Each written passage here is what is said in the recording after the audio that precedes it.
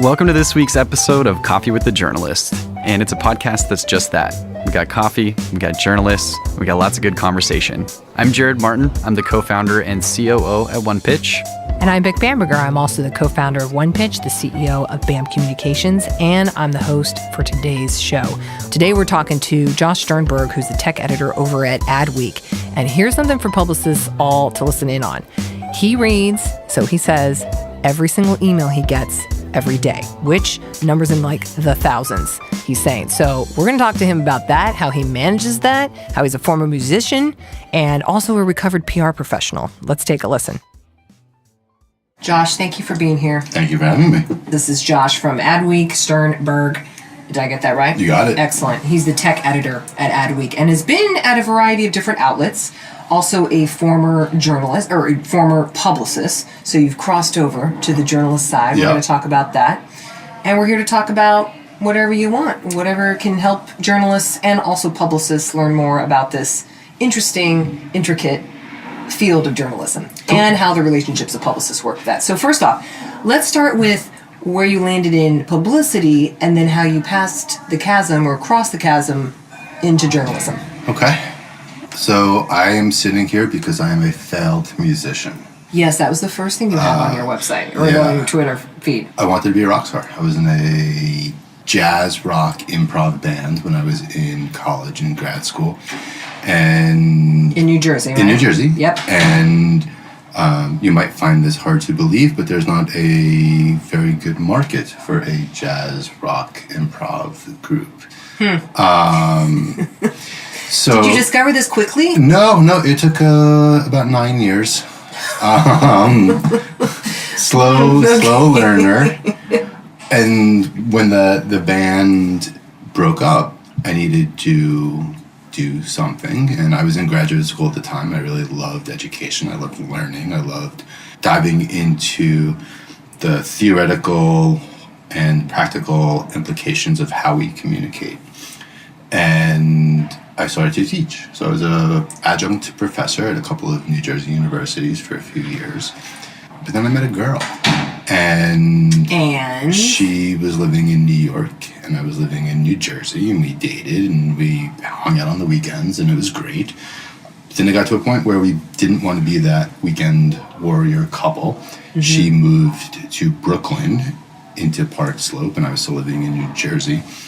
And gotta make a move. Can I curse? Oh. Yeah, okay, please, well, please. It's, shit or get off the pot. That's right. And we took a shit.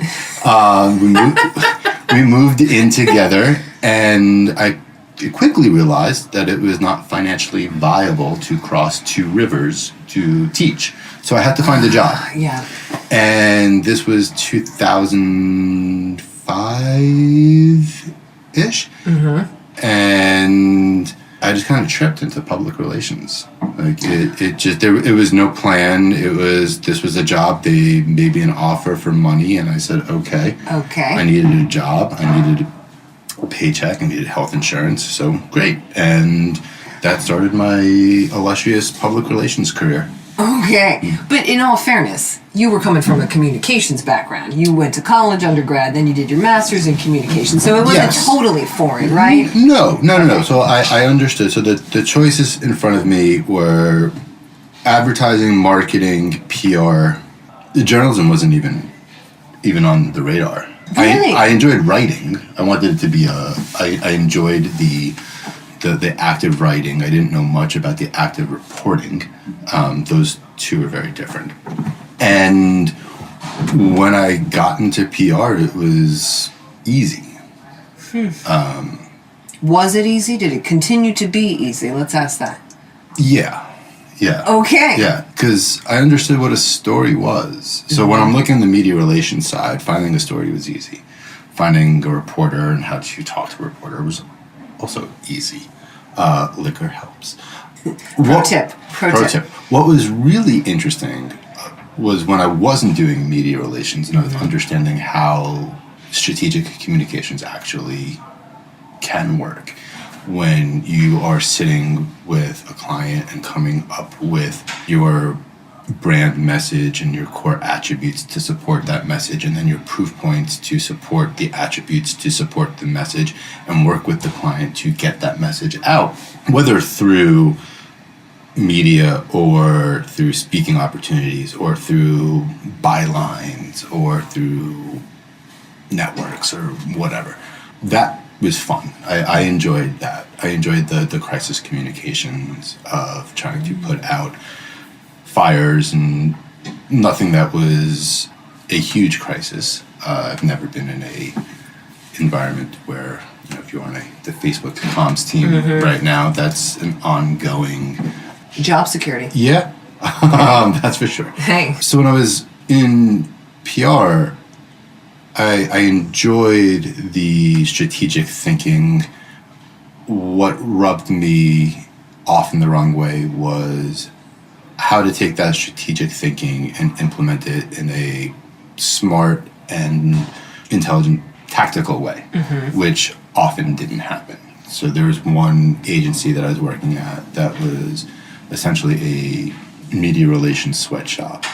And it was... That shall remain nameless. Yes, and it was unenjoyable because you would walk in on Monday and the CEO would say, get us a press hit by the end of the week or you're fired. Ooh. It sucks because there's no strategic thinking, and I had interviewed and I thought I was coming on to be a strategic thinker. It didn't work. But you get creative and you develop your bullshit lists. For us at the time was a spreadsheet of AM radio stations. God bless radio stations. Because radio stations in the middle of nowhere love phone calls. Yep. So I did not enjoy that. So when so you left. So I started your own thing. I started my own consultancy because I thought naively I can do a better job. And I enjoyed it. I enjoyed working for myself. I enjoyed the chase of the client. Well, you almost did for 5 years, or 4 years. Yeah, 4 years almost. It got too much. The time putting in to cultivate a roster of clients, of being always on, was not healthy. And this was in the very early days of social platforms. And the very, we'll call it like the middle, late mobile era. And it wasn't enjoyable. Well, I think also it's because it's the entrepreneurial aspect of it too. It's not just doing the craft. Right. It's you're running a business, which has all the things from the insurance and payroll to making sure legal documents are signed and etc. Give me one or the other. And I was again both dumb and naive to think that I can do both the operations and the work, because the work still needed to be good. Because if you did bad work, you didn't get clients. Yeah. And I had to pay rent. But what it allowed me to do, it allowed me to also write on the side. And that's kind of how I made that shift from PR to journalism. It wasn't a full chop. It wasn't a full slice. All right, I'm going to stop being PR and then I'm going to go look for journalism. I was doing PR, so this was around 2008 when I started my own little shop. But I was also starting to write a lot more. And that started to get eyeballs. And those eyeballs turned into opportunities at other publications, which over a few years I built up sources and I built up a writing style and a voice, I think, maybe, which just kind of pushed me forward down this path. So in about 4 years, you decided, okay, no more on the communications firm, and then you went and started at Digiday. How did you get that job? If memory serves, I emailed Brian Morrissey, the editor, saying, hey, I saw that you're looking for a staff writer. I'm interested. And we went out for coffee and we did a 3-month trial, and that turned into 2.5 years. 2.5 years. Okay. How was it being at Digiday? It was good. Yeah? Yeah. But you then left to go to the Washington Post. Yeah, I got a Quite different, I would imagine. I got a call. So at Digiday, I moved over from the edit side to the content studio side, and I was in there for a couple months, and I got a phone call from the then chief revenue officer at the Washington Post who said, you've been covering this industry for a while. You know what the playbooks are for a whole bunch of publishers doing sponsored content. You're doing sponsored content now at Digiday. we need to build and ramp up a sponsored content branded studio. What do you say? I said, sure. It was a good opportunity to go learn more about the business, about how media operates, and to work in an environment. Maybe it was like 6 months or a year after Bezos bought the Post, so there was runway, there was optimism. There's money. There was money, yes. We grew a team pretty quickly, and it was off to the races. And what did you, and this is around just for everybody to know, 2014 is about when this is happening, so just a few years ago. What were the things you learned, just one or two, about the operations of media? That's... Well, I laugh because the impulse to say is that I actually learned now that it was media is built on a house of cards, but there's a lot of qualifiers to that. It's interesting thinking back and learning how when I was a media reporter and talking to salespeople, the conversations we had versus when I was on the business side and talking to salespeople and the conversations we had, they were similar but different. They were obviously less guarded, but there was a way that a business side thinks that was really intriguing to me, to learn how a salesperson decides how they're going to approach a deal, how they're going to approach a pitch or a concept or an idea. Tell us more, though. What do you mean with the business people, and just what they would do for the client that wants to pay to be on the platform? Yeah, in some ways, right? So there's for a lot of salespeople, they fall under a yes and mentality, right? It's the improv. The improv comedy. Right, where whatever you throw at me, I'm going to run with it. And on the business side, it's, well, we can do that. And the challenge comes when the salesperson does that and then hands it off to the people that need to execute, and what they sold is not feasible or possible. Would that happen a lot? Yes. Oh. Yes. It's one of the reasons why sponsored content and brand studios are in trouble right now within media organizations, because the people running that are thinking as a yes, and my inclination is to go no, but, and that did not work out very well. I see.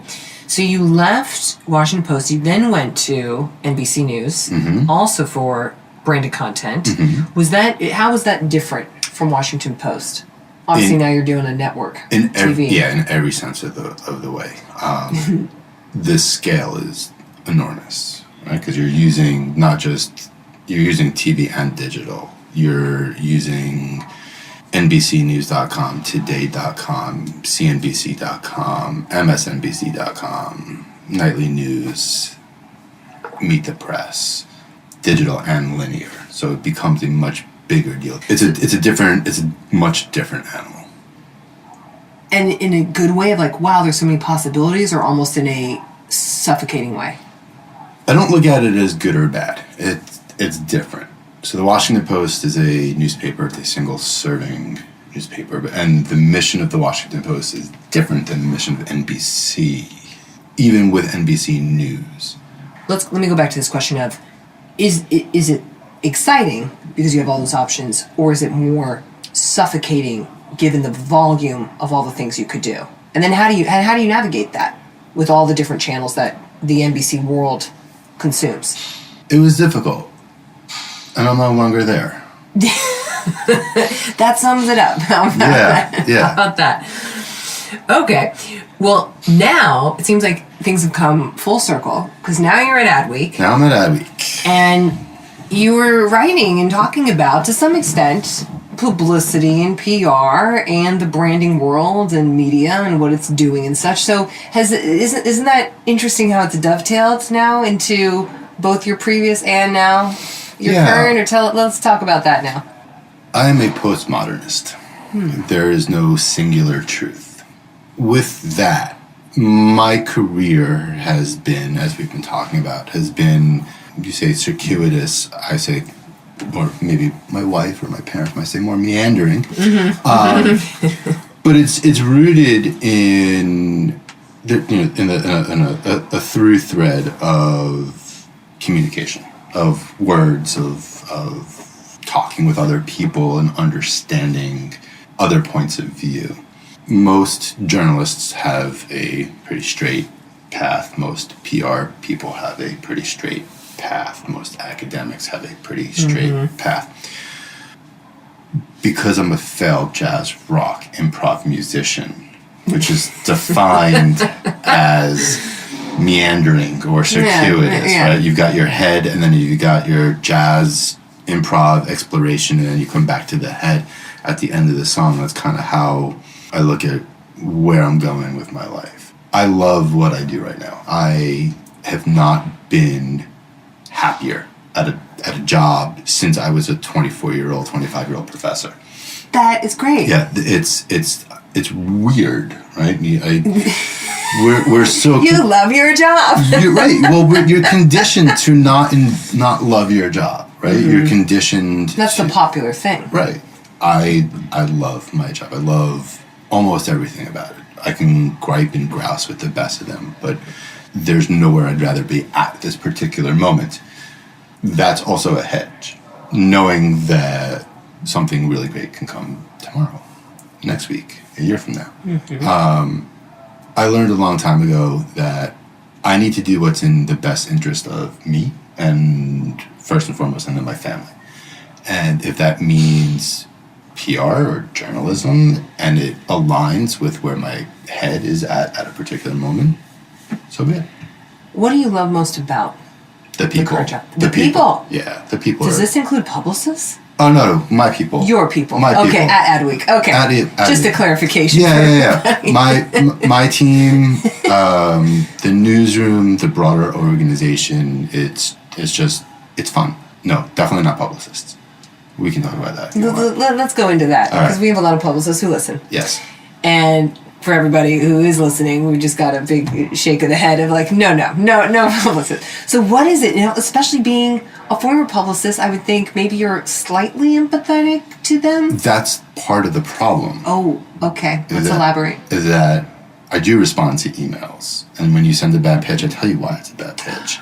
And you would think that a PR person is going to take that into consideration the next time, and they don't. And part of it is them, but part of it is also the system of public relations. When you are, this is primarily agency, when you are at an agency and you are dictated by billable hours, and you are a mid-level, because senior level people don't pitch, and you're a mid-level, junior level person spraying and praying, your incentive is not to have a story. Your incentive is to get a client placed into media, which is why the AM radio spreadsheet existed. Because when I was in PR, I was not going to spray and pray to journalists that I respected, even the ones I didn't like.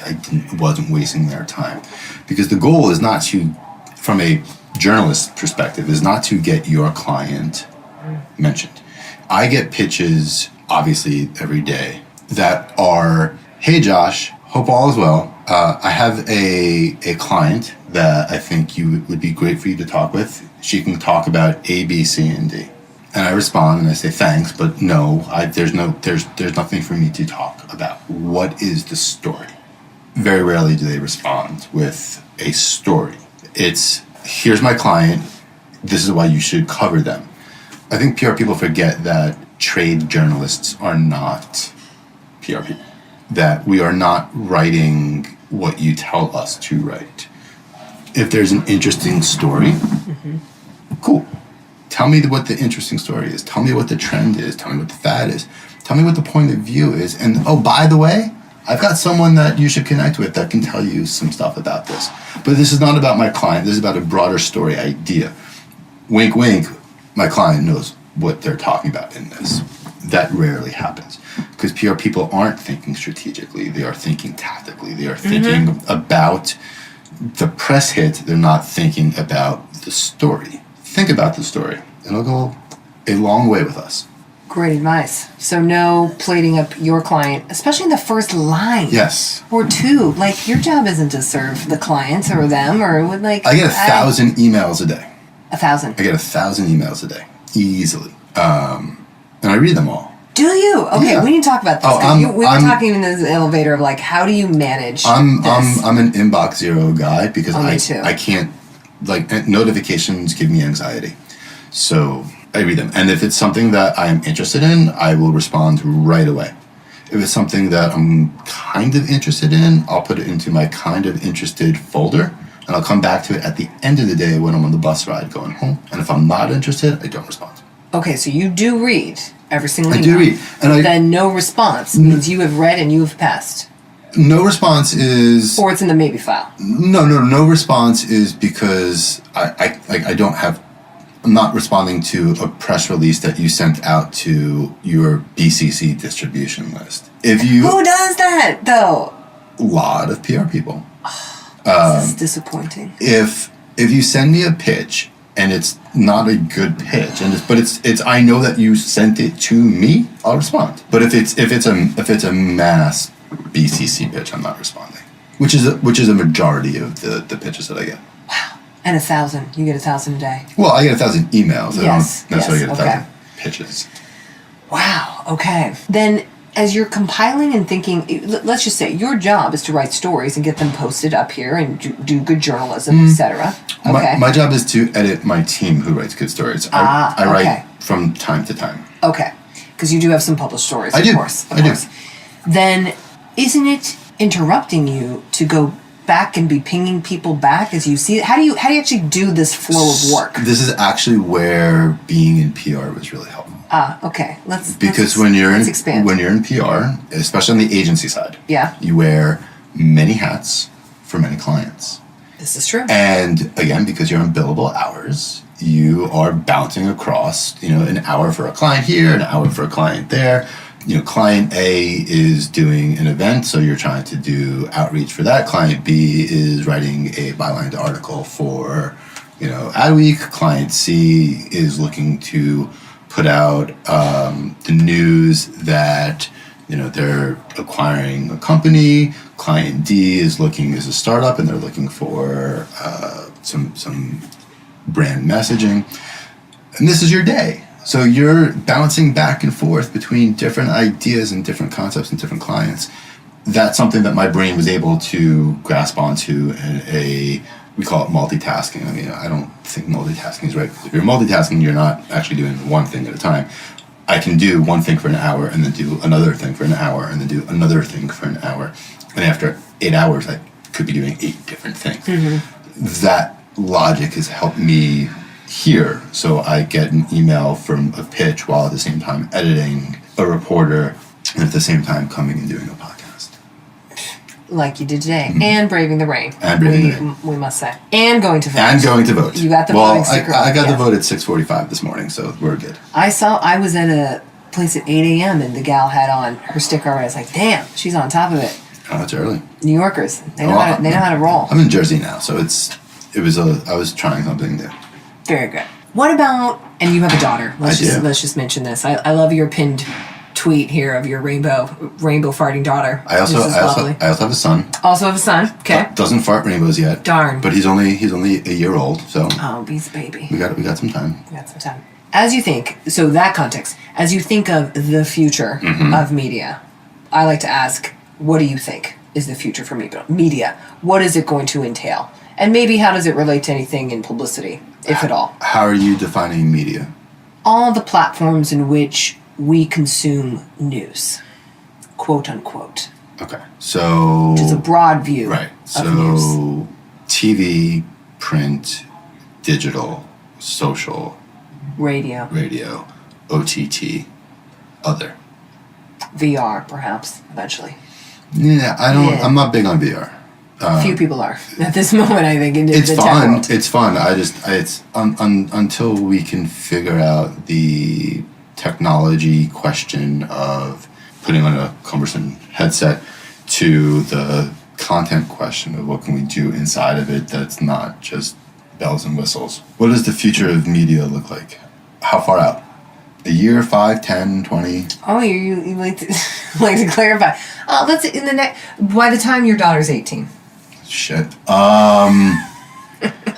When she can vote. I don't know. I mean, it's. I don't think much will change in the sense of we're still going to consume content, right? We're still going to get information. What that information is, who knows? But I don't know. It's very cloudy. No rainbows. No rainbows. No rainbows. Definitely not rainbows. If you would have asked me in 1995, what's media going to be like? I would have said television, of course, newspapers. If you asked me in 2006, blogs, absolutely. If you asked me in 2013, Facebook. Today, I have no clue. I just know it's going to be bad. Whatever it is, it's going to be bad. It's going to be bad. Yeah. You're online, right? Yeah, I am. You watch TV, right? Yeah. No, it's not good. It's not good. The business model is a mess. The implications of fake news and false news is a mess. Not optimistic on that front. I am optimistic on being able to hopefully be a little bit more media literate, where students can hopefully discern the difference, but also help educate their peers and their elders and their youngers on what to be paying attention to.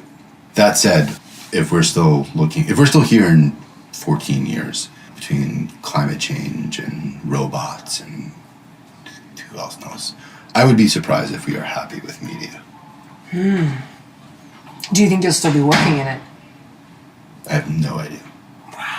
Well, I think we should end on that, Josh. I mean, All right. I have no idea. It's just the wide world. Who knows? Yeah, look, and I think it's hard to be prescriptive here. I think it's also, if I knew what to do, I would be a very rich and wealthy person, powerful person. Instead, I'm not. But you're the tech editor of Adweek in the meantime. I am a tech editor of Adweek. That is true. That is true. We have there are 8 of us on the desk. And I think when you look at the desk, that can give you where I think media is going. This might be a better way in for you. So media publications are traditionally divided by coverage of brands, publishers, agencies, right? The 3 legs of the media stool. And my desk, which is a relatively new desk, actually cuts across all 3.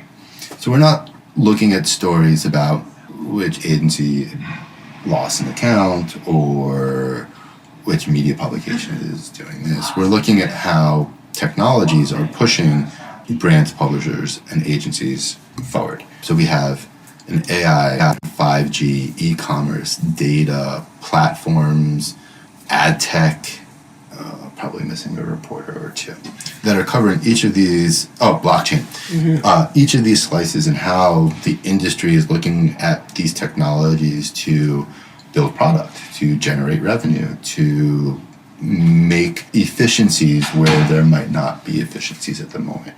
Well, then don't you think, of all people, you would know, you'd have the heads up the soonest on what may be happening in the space of media for the coming years? Perhaps? I don't know. Again, it's hard because look at a television network.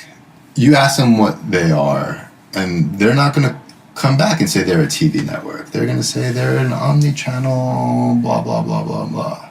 Because they do digital, and they do social, and they do OTT. So for them, the idea of calling themselves just a TV network is wrong. For me, when you make your money from TV ad revenue, you're a TV network. But that can change. You can look at a company like Bloomberg. What kind of media company is Bloomberg? They've got a radio, they've got TV, they've got magazine, they've got OTT. Where are they in 5 years? I know, I'm not helpful. No, it's okay. I like it. This is real talk. This is what we're talking about with just in our little phone booth with coffee and hearing that even as a journalist, you don't know. No. You frankly don't. And I would be shocked if any journalist said that they did.